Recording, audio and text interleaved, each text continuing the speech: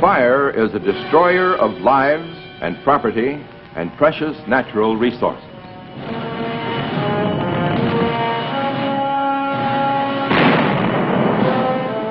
War, when launched by a pyromaniac aggressor bent upon conquest and the subjugation of peoples, can be a still greater destroyer.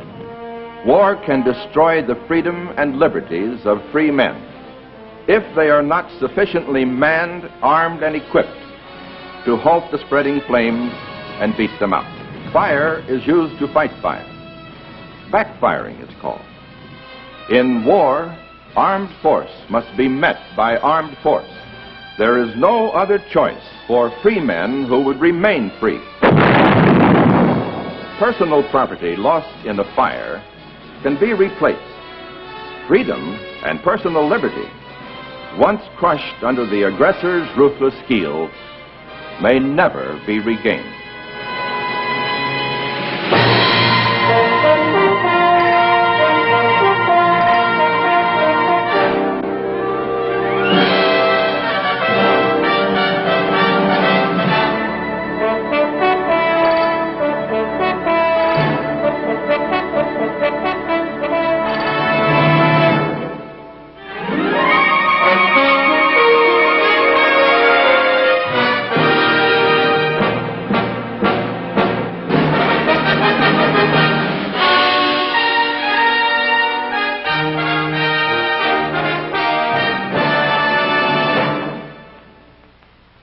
A modern military force is as vital to the safety of the nation as our modern fire departments for the protection of our towns and great cities. But we, as a peace-loving nation, have been slow to learn that lesson. To follow the admonition by George Washington in 1790 in his first annual address to Congress, "To be prepared for war," he said, "is one of the most effectual means of preserving peace." Soon after World War I and the demobilization of our armed forces, we quickly fell back into our old comfortable ways of isolation and complacency. Any lessons we might have learned from the war to end all wars, the war that was waged to make the world safe for democracy, were soon forgotten. As was the great truth that the price of freedom is eternal vigilance. Even then, it was later than we knew or cared to admit. 1939, and the fires of war in China were still raging.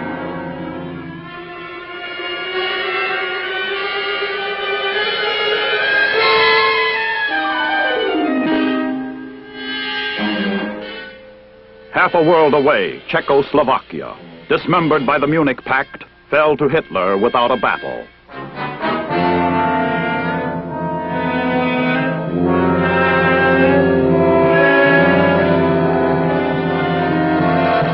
Hitler demanded that Poland surrender the Baltic seaport of Danzig with its strategic corridor to the sea, a prize lost by Germany in 1920 at the signing of the Treaty of Versailles. Poland did not yield.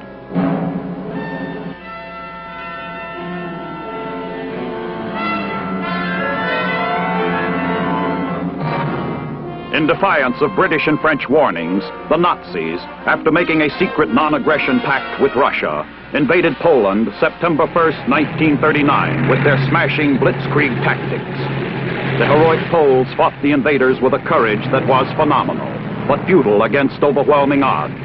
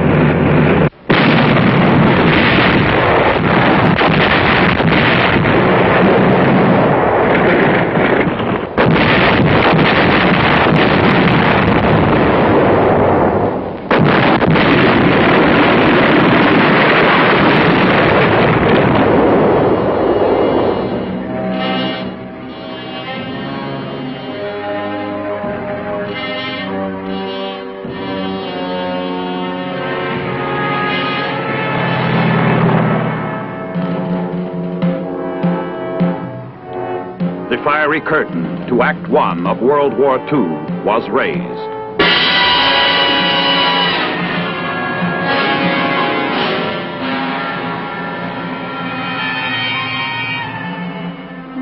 Britain and France declared war. The die was cast.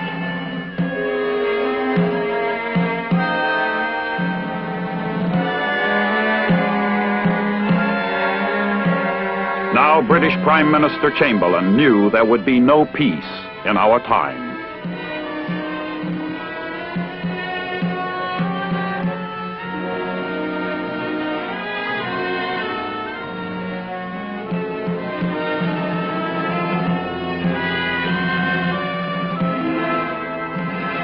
The United States proclaimed its neutrality, just as it had at the beginning of World War I. 3,000 miles of Atlantic Ocean, it seemed, were still an ample safeguard for the immediate defense of our nation. In a cynical agreement, Germany and Russia had partitioned conquered Poland.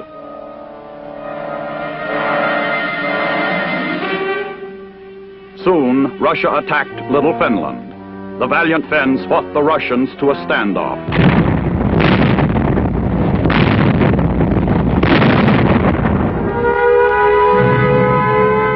In China, the two Asian giants continued their struggle to the death.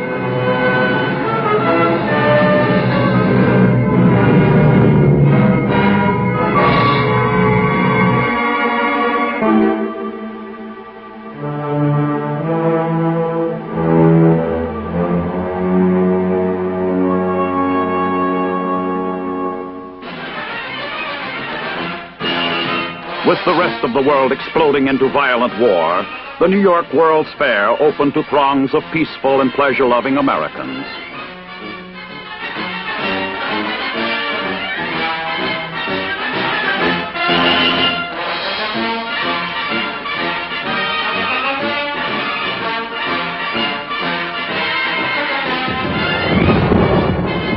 The wars in Europe and Asia were still far away.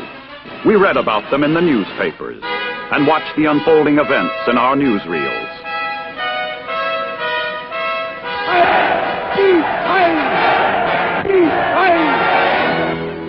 Again, as at the beginning of World War I, we had proclaimed our traditional neutrality.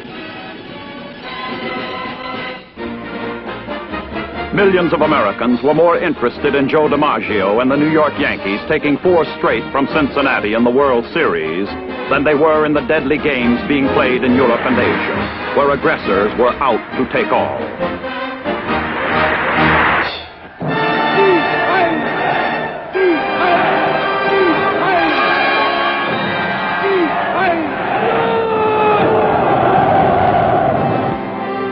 In the grim international game of war, the aggressor teams were pitching and running the bases in what then looked like a shutout. But the World Series in that big league had yet to be played.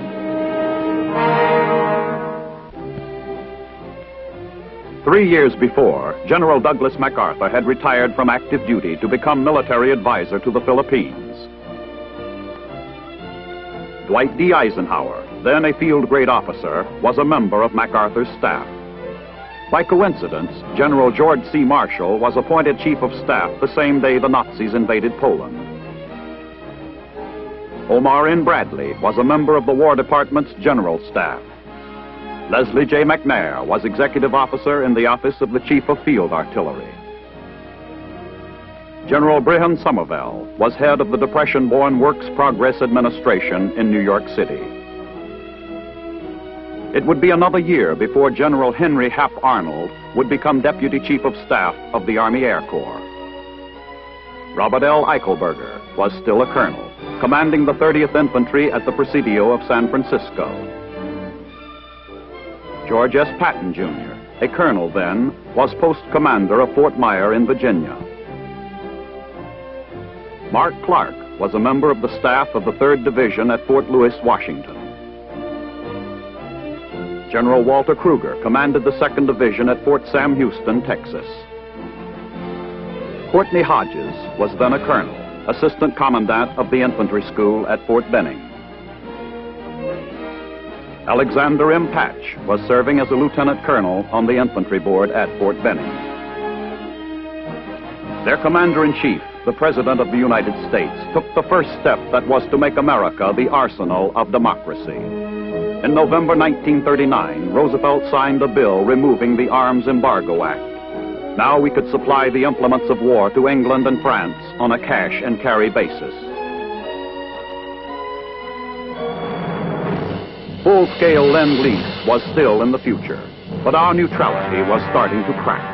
The wheels of our industrial complex were beginning to turn. The slumbering, complacent giant among nations was awakening.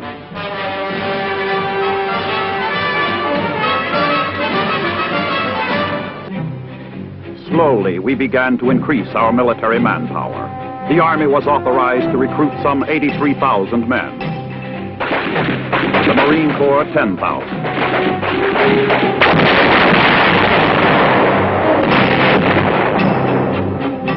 The Navy, 42,000. But our combined military establishment was still less than 500,000 men. Hardly a token force in light of world events. Only a small handful of our forces was adequately equipped and partially trained for combat. In the spring of 1940, the Nazi war machine rolled into Denmark and into Norway. The gallant but small Norwegian army was forced to withdraw to last-ditch positions in the north.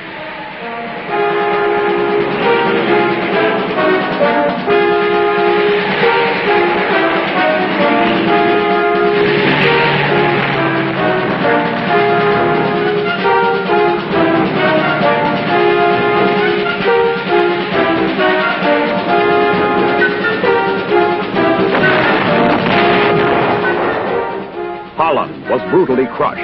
In one deadly swoop, the Nazis overran Belgium, Luxembourg, and smashed across the French frontier. It was blitzkrieg, lightning war.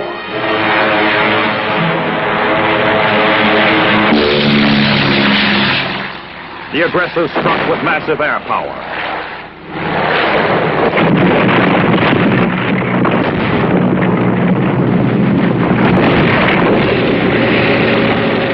With armor, with mobile artillery. Strike fast, strike hard with overwhelming, ruthless force.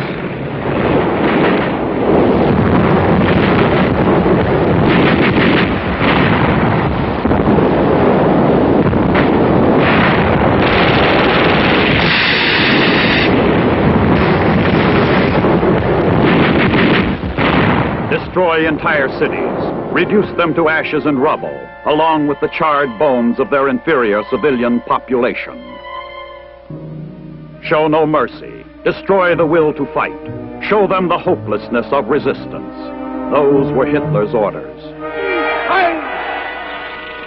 The British rushed in what combat-ready troops they had to try and help the French stem the German tidal wave that was sweeping the continent.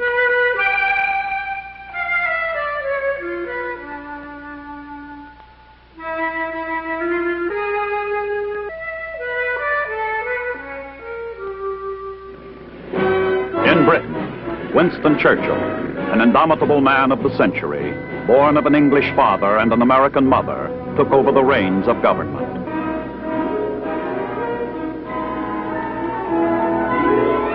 In America, another great leader put before Congress and the nation the urgent need for defense.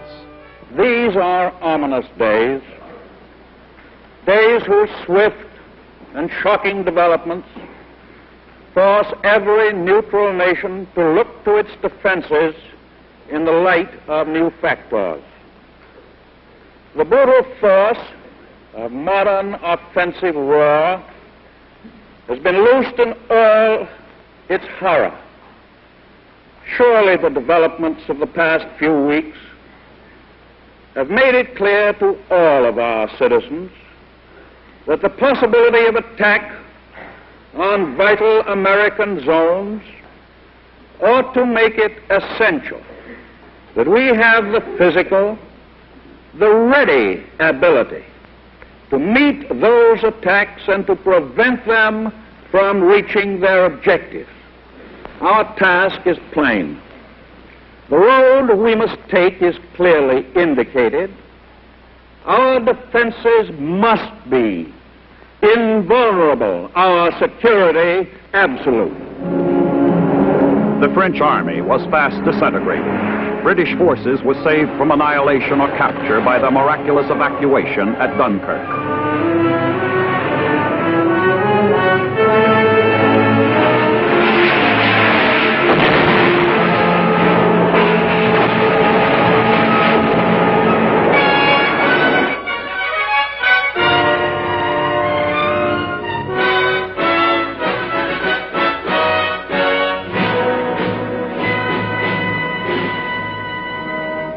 Italy declared war against France and Britain.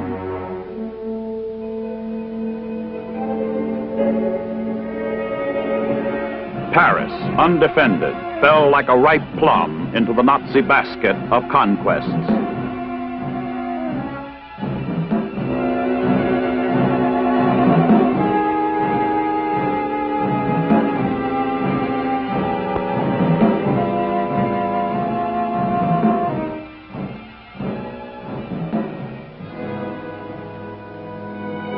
What remained of the French army retreated to Mediterranean ports for evacuation to North Africa, to live to fight another day and help win the victory.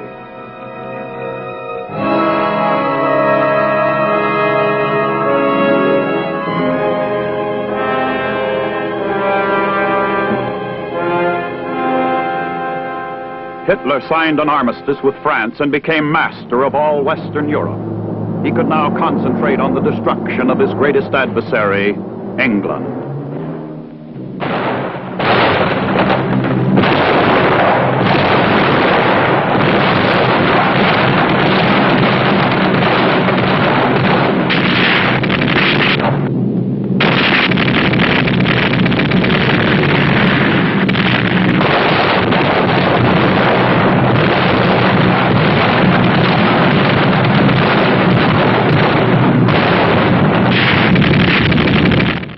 Only Britain, fighting for her life, and the Atlantic Ocean stood between the United States and what was then the most powerful conquering armed force the world had ever known.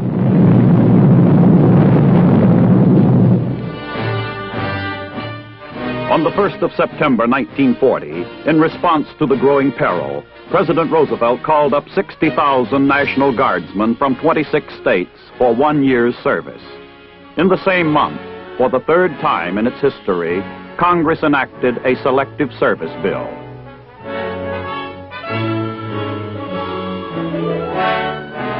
$16 million Americans registered for the draft.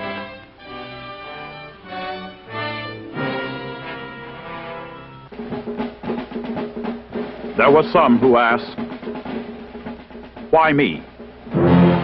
But the majority knew why. And despite any inner emotional conflicts, they responded in the same spirit as had their forefathers. They knew that the gutty men who made and preserved this nation never asked, "Why me?" These were men who could look anyone in the eye and say, "I'm proud to be an American and to serve my country in its time of need."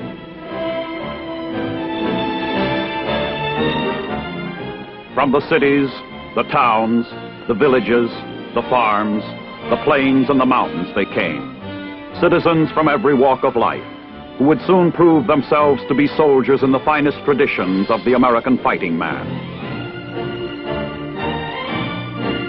Within a year, our army grew to 1,500,000 men. It would continue to grow to a peak strength of 8 million. They had to be trained to combat hardness if they were to meet and destroy an enemy already toughened and blooded by combat. A new and mighty army was being forged along new lines to meet the challenge of improved enemy weapons, new tactics, new stratagems. At last, our top military leaders were being given the wherewithal to implement plans they had made for the defense of America under direction of George C. Marshall, Army Chief of Staff. General Leslie McNair was charged with directing the gigantic training program. General Somerville was appointed Assistant Chief of Staff in charge of supply. His was to be a superhuman task. Dwight D. Eisenhower was to have a meeting with destiny. General Hap Arnold, Deputy Chief of Staff of the Army Air Corps, stepped up the training of much-needed pilots. America was rising up out of the rut of her apathy. She was beginning to understand the hard fact that she was an integral part of the world. A world that suddenly had become one of violence and brutality. One in which America would have to fight to the death if she were to survive.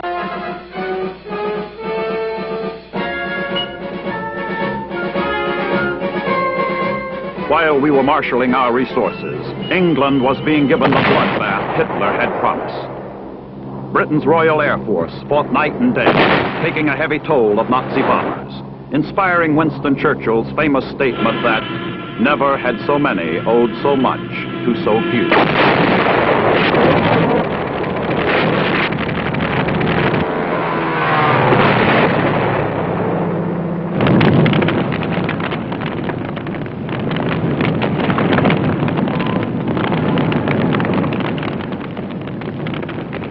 Americans knew what would happen to the United States if Britain fell.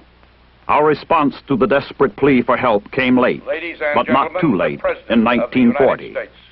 It is the purpose of the nation to build now, with all possible speed, every machine and arsenal and factory that we need to manufacture our defense material.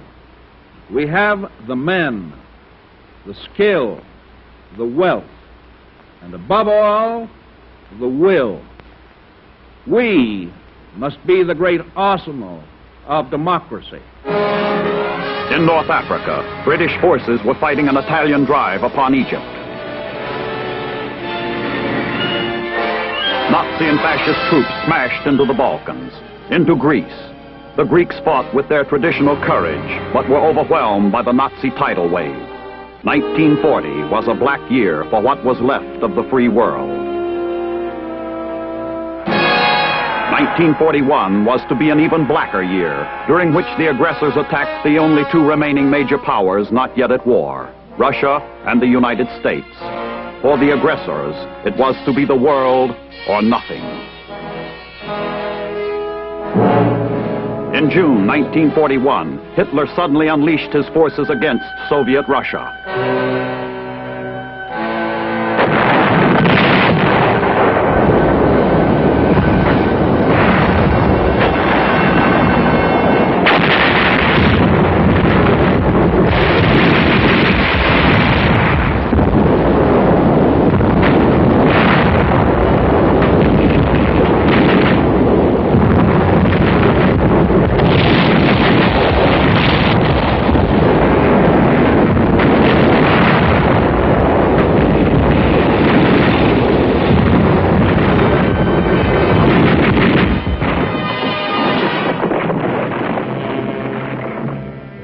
Sorely wounded, the Russian bear retreated, falling back before the onrushing Nazi legions.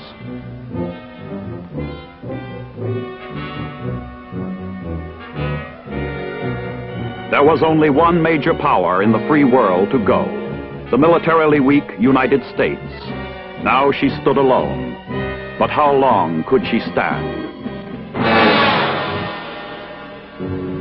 The Asian Axis partner thought she had an answer to that. One that would complete the aggressor's pattern for conquest of the entire world.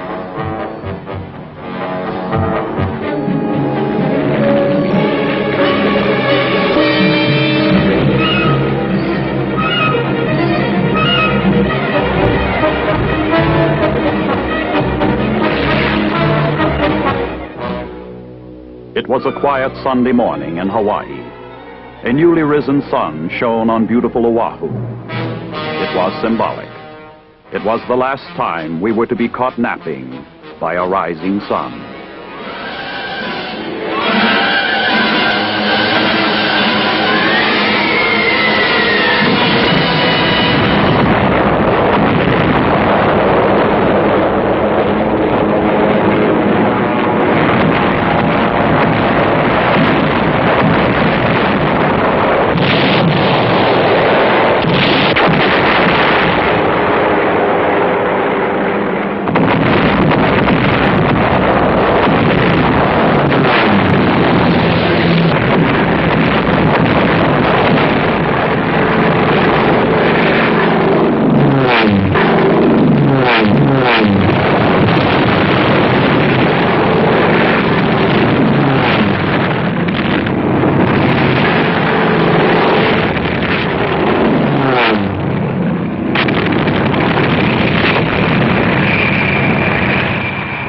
surprise attack was a staggering blow to our Navy at Pearl Harbor.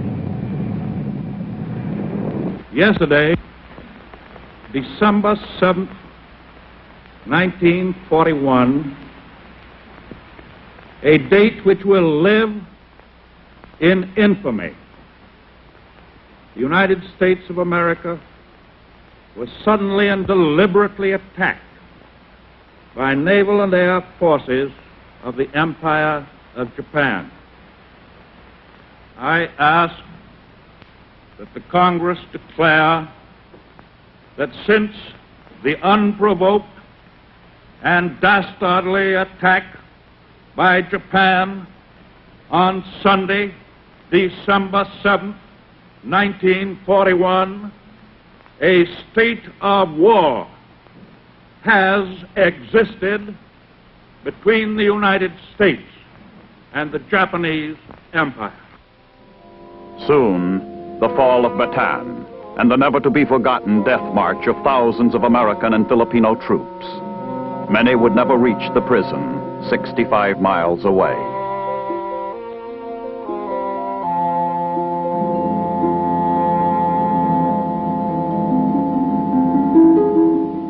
Hundreds met death along the way.